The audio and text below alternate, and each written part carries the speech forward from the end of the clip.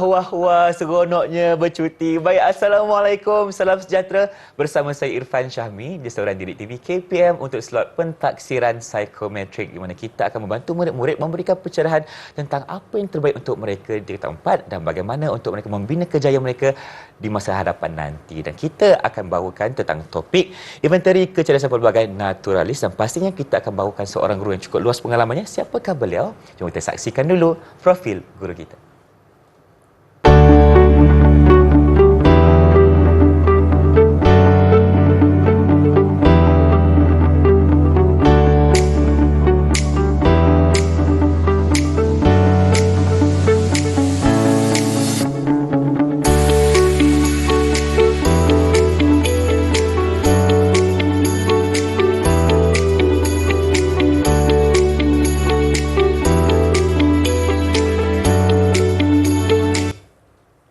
Baik, itulah dia profil guru yang akan menemani Irfan hari ini. Kita persilakan Cikgu Hasrul Aisyah bin Muhammad dari SMK Engku Hussein Semenyai Selangor. Macam pernah jumpa. Assalamualaikum Cikgu, apa khabar? Waalaikumsalam Irfan. Irfan sihat Irfan? Alhamdulillah, terima kasih kerana setia bersama Irfan. Dan kita juga bersama dengan seorang jurubahasa Isyarat Irfan perkenalkan, Cikgu Nur Hayati Zakaria dari SK Pendidikan Khas Taiping, Perak. Cikgu, apa khabar?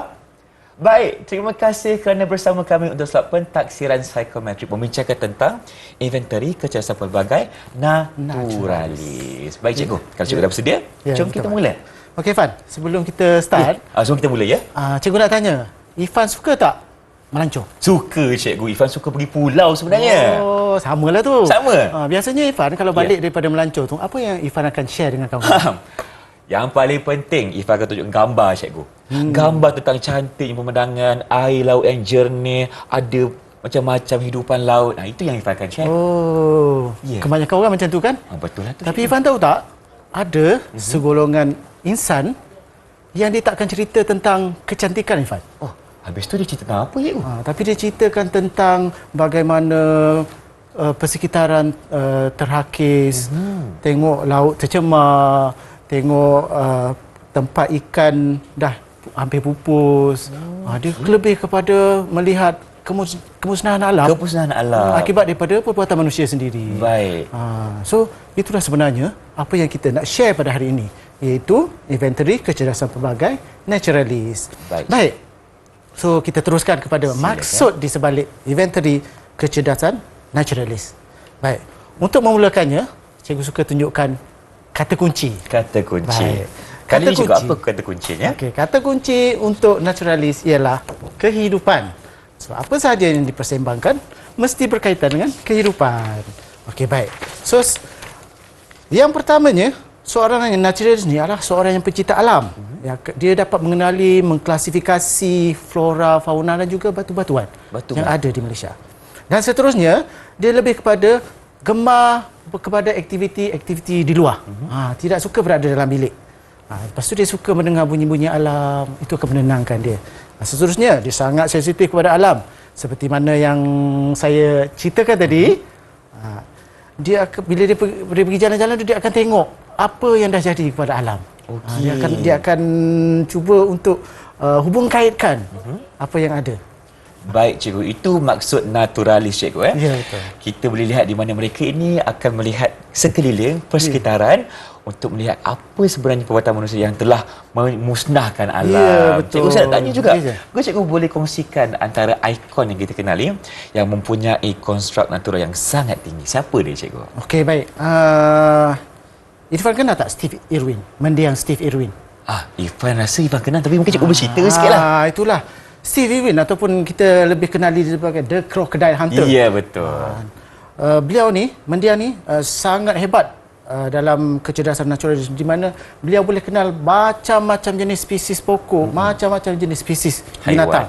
Dan boleh berkongsi. Malah Steve Irwin juga, dia boleh tahu kalau binatang itu berada dalam keadaan stres, marah ataupun nak berkawan. Dia memahami. Ya, dapat memahami sekali. Itu yang bagusnya, Fad. Okey, baik. So, apa kata kalau kita teruskan dengan ciri-ciri yang perlu ada bagi individu berkecerdasan naturalis? Boleh, Fan? Boleh, Cikgu. Okey, baik. Yang pertama, seperti yang saya katakan tadi, murid yang mempunyai kecerdasan naturalis ni, dia banyak menghabiskan masa di luar. Tak suka duduk dalam rumah Tak lah. suka duduk luar. Kalau kita tengok kanak-kanak yang suka main sorok-sorok, itu tanda-tanda lah tu. Nak naturalis tu. Dia tak suka terikat dengan gadget. Tak suka dia. Dia suka bebas. Okay, yang seterusnya, kalau kita tengok aktiviti dia suka berkelah, berkemah, macam tu. Okay, yang kedua, dia suka memerhati tumbuh-tumbuhan dan haiwan. Jadi kalau kita tengok murid-murid kat sekolah, suka pergi kebun, suka pergi tengok taman bunga. Kalau ada kat situ bela burung, bela ikan, dia suka pergi main kat situ. Itu ciri-ciri dia tu. Okay, seterusnya, mengumpul batu-batuan, daun dan bunga.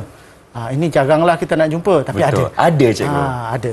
Dan seterusnya memelihara binatang. Ini biasa. Menanam pokok. Dekat rumah ada bela kucing, bela burung kan. Yeah. Seterusnya dia dapat mengesan pertalian antara alam semula jadi. Maksudnya, cikgu? Pentingnya Ya. tumbuhan. Ada tumbuhan binatang boleh makan. Binatang pula manusia boleh Rantai makan. makanan. Rantai makanan dia boleh kaitkan. Dan yang pertalian, terakhirnya adalah mengklasifikasi dan mengkategorikan flora dan fauna. Bila tengok dia boleh tahu, harimau ni pemangsa, kambing ni mangsa. Kalau pokok pula ada yang berkayu, ada yang tidak berkayu, boleh makan, tak boleh makan. Gitulah. Itu maksudnya, cikgu. Ciri-ciri Kalau murid orang yang naturalis ada ni.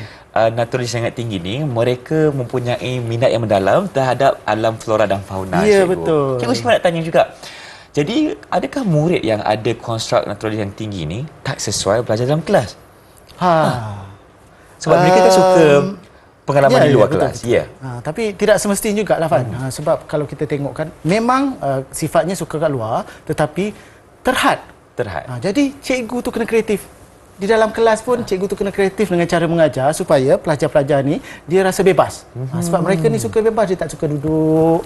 Jadi kena pelbagaikan aktiviti. Bawakan suasana itu dalam kelas, ya, cikgu. Betul, Fan. Okey, terima kasih cikgu atas penerangan di segmen ini. Kita akan berhenti berehat seketika. Teruskan bersama kami dalam pentaksiran psikometrik selepas ini.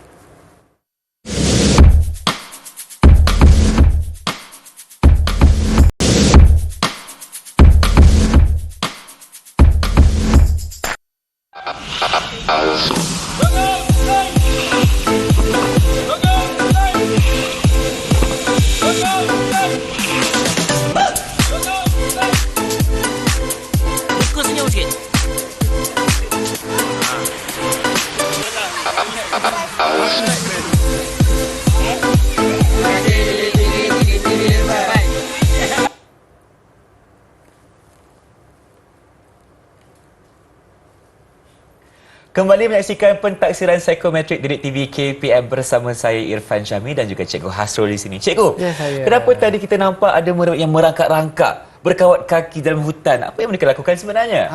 Itu merupakan aktiviti luar kelas yang sekolah saya anjurkan bagi menggalakkan murid-murid ini meningkatkan kemahiran luar bilik darjah mereka. Mendekati alam, Ya, cikgu. betul. Baik, untuk segmen kali ini, apa pula perbincangan kita sebenarnya? Okey, baik Irfan. Kita akan teruskan perbincangan kita hari ini dengan interpretasi skor untuk kecerdasan naturalis. Ya. Okey. So lebih kurang dia sama juga dengan kecerdasan lain. Kecerdasan naturalis ni adalah merupakan 20 item daripada 130 item dalam IKP 2 yang perlu dijawab dalam masa 45 minit. So, pilihan jawapan adalah ya atau tidak. Ya atau tidak. Ya Itu atau sahaja, tidak cikgu. Ya. So, saya bagi contoh satu soalan yang berkaitan dengan naturalis. Saya boleh memahami peta dengan baik. So, kalau pelajar tu rasa ya, dia tanda ya. Kalau dia rasa tidak, dia akan tanda tidak. Dia kena jujur, cikgu. Ya, kena jujur. Tak boleh main-main ketika menjawab. Jangan tiru, tak boleh tiru. Tak boleh tiru. Sebab saya difahamkan, cikgu, ketika mereka ingin menjawab soalan IKP ni, mereka akan diletakkan dalam kedudukan peperiksaan. Ya. Betul, cikgu? Dengan keadaan yang selesa lah kita kata. Bila selesa tu, tenang nak jawab. Tenang nak jawab. Jadi murid-murid ini disarankan untuk menjawab dengan ikhlas dan jujur. Betul, mengikut cikgu? persepsi diri sendiri. Itu yang paling penting. Okey, baik. So, Irfan, daripada jawapan yang telah diberikan murid, kita akan jadikan dalam bentuk peratus dan kita tengok kategori-kategorinya. Okey, sekiranya peratusan jawapan murid adalah di antara 75 hingga 100%, bermakna murid itu mempunyai kecerdasan yang tinggi dalam naturalis. Kalau markahnya di antara 50 hingga 74, maka dia berada dalam stage sederhana. Dan manakala kalau markahnya 0 hingga 49%, kecerdasan naturalis murid itu adalah rendah. So, mari kita tengok apa penerangan di sebalik kategori-kategori ini. Okey, sekiranya tinggi ya. Bila murid ini mempunyai kecerdasan naturalis yang tinggi, bermakna murid ini jiwanya adalah pencinta alam. Dia sangat penyayang kepada haiwan dan juga tumbuh-tumbuhan.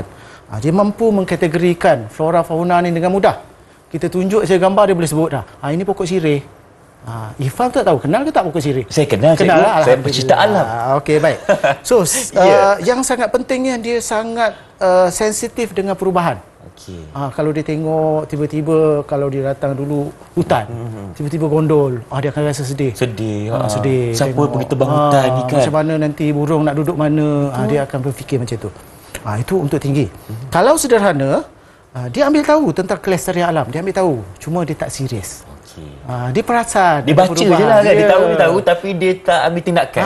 Dia perasan, bukit tu dah gondol, mesti nak naik rumah. Tapi dia tak fikir, manalah bila tak nak pergi, dia tak sampai tahap macam tu. Okey? So dia boleh mengkategorikan flora fauna, boleh juga. Tapi yang biasa-biasa. Kalau kita bagi yang lain, tak dapat nak jawab. Tak dapat nak jawab. Okey. Kalau yang dalam kategori rendah, Ya. dia kurang peka kepada alam. Dia tak kisah sangat. Kita tak kenal pun tu pokok apa, itu tak. namanya haiwan apa Dia kan? kadang-kadang tu jalan-jalan dapat pokok, pop dia patahnya. Gitu je. Tak boleh lah macam tu. Itu kategori rendah, cikgu. Rendah lah tu. Dia tak alert. Dia tak alert dengan persekitaran dan Ya, juga betul. alam flora dan fauna. Cikgu, saya nak tanya, Ya. adakah data yang diperoleh ni daripada skor ini menunjukkan ciri-ciri sebenar murid? Sebab kita lihatlah yang ini hanya satu segmen sahaja. Ya, betul. Ya, 130 soalan tadi. Bagaimana, cikgu? Okey. So jawapan dia ya atau tidak. Ya atau Dua-dua ada. Antara dua, cikgu. Ya, antara dua. Dia terpulang kepada macam mana murid itu menjawab. Macam kita cakap tadi, kalau murid itu menjawab betul-betul mengikut persepsi diri dia, maka dia akan menjadi konstruk yang sebetul-betulnya diri dia. Tetapi kalau dia tidak menjawab ikut persepsi diri dia, dia akan menjadi konstruk yang bukan mewakili diri dia. Itu yang pertama. Yang kedua adalah dari segi pengetahuan murid tentang item yang disoal. Contoh, suka aktiviti luar. Pelajar ni murid ni dia tak pernah ada aktiviti luar. Tapi dia cakap ya. Bila dia tengok tu seronoknya, dia pun jawab ya. Bila dia pergi, rupa-rupanya tak seronok. Dia tak suka. Jadi jawapan dia yang awal tadi dia tidak melambangkan konstruk diri dia yang sebenar lah. Jadi kena jawab dengan ikhlas dan jujur. Ingat Ya, lagi betul. sekali. Ini saranan yang terbaik daripada cikgu kepada murid-murid di luar sana untuk menjawab soalan nanti, cikgu. Ya, betul. Baik, kita nak lihat pula dari segi apakah gaya pembelajaran yang paling sesuai untuk mereka yang ada naturalis dalam diri. Untuk gaya pelajar ni saya nak gunakan kad kata kunci. Silakan. Kad kata kunci untuk gaya belajar naturalis adalah maklumat. Dia mesti ada bermaklumat. Okey? So, kita tengok apa yang sesuai belajarnya. Yang pertama adalah menggunakan graf, peta, rajah, poster dan carta. Kenapa dia macam ni? Sebab dia sangat sinonim dengan gambar-gambar dan berkaitan maklumat tu, perkaitan maklumat. Dia suka sambung-sambungkan maklumat. Dia suka sambung-sambung. Okey, yang kedua membuat peta minda dan peta iting. Dia suka sebab apa tau? Dia sangat sinonim dengan warna dan bentuk. Jadi bila dia tengok peta minda tu macam-macam warna, menarik kan bagi dia. Menarik bagi dia. Lepas tu menggunakan teknologi video dan gambar. Itu orang naturalis ni dia sukalah tengok video gambar-gambar kan. Yang seterusnya penyelidikan eksperimen. Dia suka sebab dia suka memerhati. So sesuai dengan penyelidikan eksperimen. Seterusnya lawatan sambil belajar. Kita bawa pelajar ini kita bawa murid-murid kita ni ke tempat-tempat yang mereka suka, macam zoo negara contohnya kan. Dan juga teknik eksplorasi. Ini yang kita dalam kelas tadi, guru kena kreatif, buat eksplorasi dalam kelas. Buat game station dalam kelas tu, walaupun dalam kelas, tapi boleh dilaksanakan dalam cara macam tu juga. Baik, cikgu, itu antara apa yang anda boleh buat sekiranya anda memiliki konstruk naturalis yang sangat tinggi.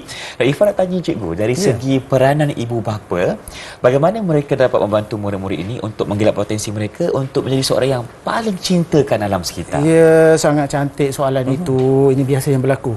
Yang pertama, ibu bapa jangan sesekali halang anak kalau anak nak ikut aktiviti co-curriculum.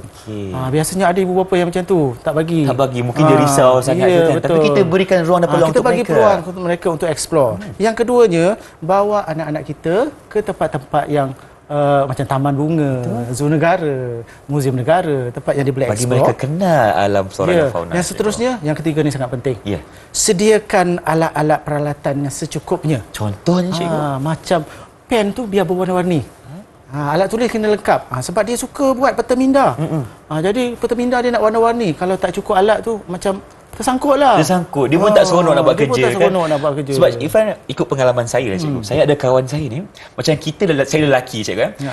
Lelaki ni kalau boleh dia simple je. Maksudnya kalau pen biru satu, Ya. hitam cukup. Ya, Tapi kawan perempuan saya cikgu, dia ada 2 bekas kotak pensel yang ada macam-macam warna. Uish. Sebab macam cikgu cakap tadi lah, mungkin dia ada konstruktor yang tinggi, Ya, di mana dia betul. suka Kemungkinan. mewarnakan dia Ya. punya peta minda, maklumat dan sebagainya. Sebab dia konsep dia sama dengan alam. Alam tu berwarna-warni, cantik, Indah-indah dipandang. belaka. betul. Baik, terima kasih Cikgu Hasrul. Okey, baik, Jadi kita akan berhenti berehat seketika, teruskan bersama kami dalam Pentaksiran Psikometrik di TV KPM. Jangan ke mana-mana.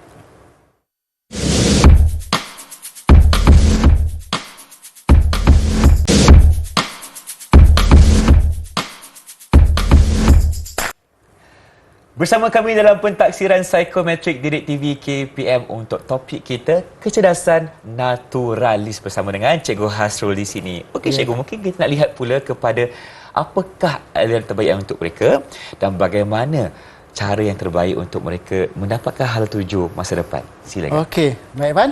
Kita akan teruskan kepada aliran-aliran yang bersesuaian dengan kecerdasan naturalis. Kecerdasan naturalis ni dia best sikit Ivan. Ya. Kerana dia boleh masuk mana-mana aliran. Oh, mana-mana sahaja. Dia sesuai dengan mana-mana aliran. Dia ada bahagian-bahagiannya. Murid boleh masuk. Okey. So kalau kita tengok saya pecahkan kepada beberapa aliran. Yang pertamanya adalah elektif MPV. So seperti mana yang kita ketahui, pelajar-pelajar naturalis ni dia lebih dekat kepada alam, maka fokus kita lebih kepada alam lah. Pertanian dan sebagainya. So di MPV, di sekolah-sekolah vocational ni ada banyak. Ada landscape, ada horticulture, ada pemprosesan hasil pertanian, pelancongan, agroindustri, bioteknologi dan sebagainya. Dan seterusnya aliran STEM. Aliran STEM ni kenapa aliran STEM ni juga boleh diceburi oleh kecerdasan naturalis, kerana ada kejaya-kejaya di dalam untuk naturalis ni yang melibatkan perlu mahir dalam sains biologi, fizik, kimia dan sebagainya.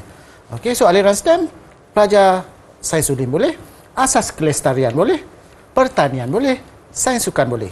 Nah, seterusnya aliran PVMB. Ini tak semua sekolah ada lah Fan.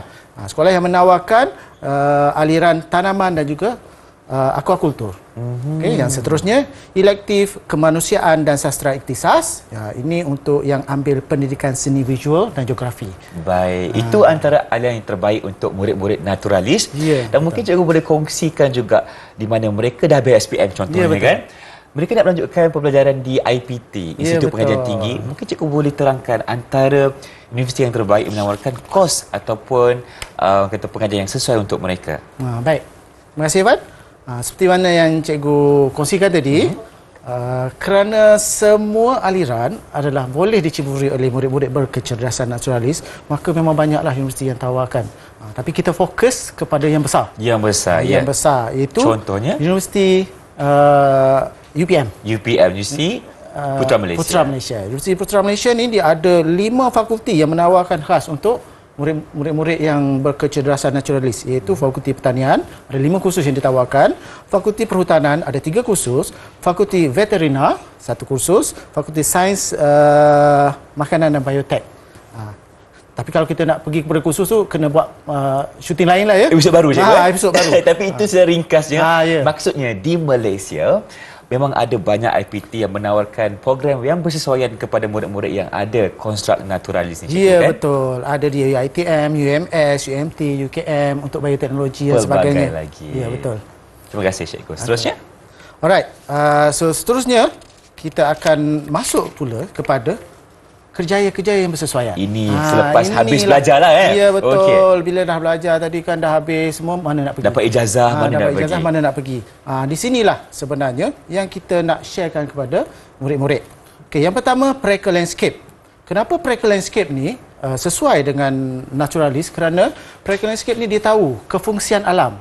So dia nak tahu bila dia buat perancangan sesuatu tempat, di mana nak letak pokok, di mana nak letak kolam. Dia faham tentang struktur tanah, dia faham tentang keperluan tanah tu kuat tak kuat, nak piling sebagainya. Di mana ada unsur air, itulah kat situ penting. Okey. Seterusnya, kita tengok ahli biologi.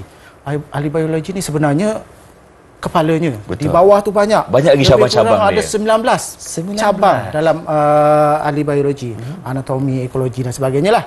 Okey, seterusnya ahli zoologi. Macam yang kita kata tadi, Steve Irwin. Yeah. Inilah ahli zoologi. Actually, ahli zoologi ni pun sebenarnya di bawah kategori ahli biologi juga. Oh, okey. Salah satu cabangnya. Ya, betul. Senang cerita, ahli biologi ni saintis lah. Kalau pelajar kita nak faham lebih senang kan, saintis. So, veterina. Veterina ni adalah doktor haiwan lah. Betul, yang merawat segala penyakit yang datang dia fokus, kepada kalau veterina ni fokus dia kepada kesihatan haiwan. Okey. So selain daripada ini, ada lagi lah yang lain-lain juga kan. Contohnya cikgu? Ini banyak lagi sebenarnya. Ini kalau kita tunjuk kepada murid-murid, kadang-kadang dia tercengang. Apa ni? Tak faham.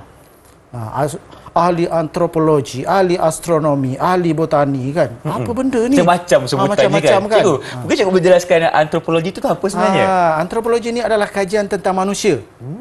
So dia mengkaji tentang manusia. Manusia di Asia macam mana, manusia di Eropah macam mana, manusia di tempat-tempat lain. So bila dia mengkaji tentang perbezaan antara manusia itu, maka dia akan bawa satu solusi macam mana nak hidup harmoni antara perbezaan manusia. Itu maksud antropologi. Ya, betul. Baik, kajian tentang manusia. Ya, kajian tentang manusia. Okey, apa lagi cikgu? Ifan nampak ada dekat situ ranger hutan, pendaki hutan. Ifan pernah dengar meteorologi tak? Tahu cikgu tentang kaji cuaca? Ya, kaji cuaca. Ada tak beza dengan astronomi rasanya? Astronomi tu rasanya lah kan mengenai angkasa secara menyeluruh. Tapi kalau meteorologi ni dia lebih kepada cuaca, cikgu. Sebenarnya meteorologi ni di bawah astronomi lah. Astronomi ni lebih kepada pergerakan bintang untuk tentukan kalender. Kalau meteorologi ni untuk cuaca lah. Cuaca. Di bawah bidang itu. Betul. Cikgu Ifan nak tanyalah kan. Kita dah bincang banyak mengenai aliran dan juga bagaimana dalam kerjaya mereka. Mungkin cikgu boleh kongsikan antara peranan pihak sekolah ini untuk menarik minat murid bagi memenuhi hasrat mereka sebagai murid naturalis. Okey, baik Pan. Yang pertama sekali ialah pihak sekolah perlu adakan pameran kerjaya. Kita jemput IPT, kita jemput pemain industri untuk memberikan pameran juga talk kepada murid-murid kita supaya mereka faham apa yang ada di dalam di luar sana sebenarnya yang mereka boleh masuk. Okey. Yang keduanya adalah menyediakan profil kerjaya murid. Ini kerja sekolah lah. Kita sediakan profil dan untuk kita guide murid-murid kita ini mencapai cita-cita yang mereka nak. Okey. Yang ketiganya adalah lawatan sambil belajar ke IPT. Pergi IPT. Bawa IPT, bawa ke industri. Betul. Untuk mereka tengok secara langsung apa kerjaya itu sebenarnya. Baik. Dan yang terakhirnya adalah anjuran bersama. Anjuran program bersama. Bersama siapa, cikgu? Dengan sama ada dengan IBT atau pemain industri ataupun NGO. Sebagai contohnya, UKM pernah anjurkan program yang dipanggil Sustain the Nature for the Future. So dilibatkan pelajar bersama-sama.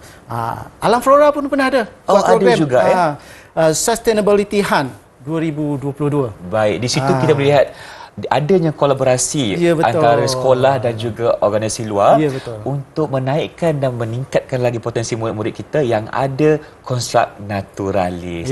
Terima kasih Cikgu Hasrul kerana bersama Irfan yang dikongsikan kepada kita tentang inventari kecerdasan pelbagai naturalis, dan terima kasih juga kepada jurubahasa isyarat kita iaitu cikgu kita iaitu Cikgu Nurhayati Zakaria. Terima kasih cikgu. InsyaAllah kita jumpa lagi. Dengan itu, Assalamualaikum dan salam sejahtera. Cikgu? Ya. Ini lagi mana? Apa lagi, Pan? Kita dah habis syuting kan? Dah. Mancing lah. Mancing? Mancing? Saya pergi dulu. Cikgu pergi mancing. Cikgu, kejap. Ifan pun ada konstruk naturalis juga. Nak ikut boleh, cikgu? Boleh. Cikgu, sini. Cikgu, kita boleh memancing dekat sini. Okey. Mana? Ni cikgu. Ini kolam kita. Ini kolamnya. Kita tarik sikit, cikgu. Bahayalah Pak kolam ni. Bahaya, ada ular, cikgu.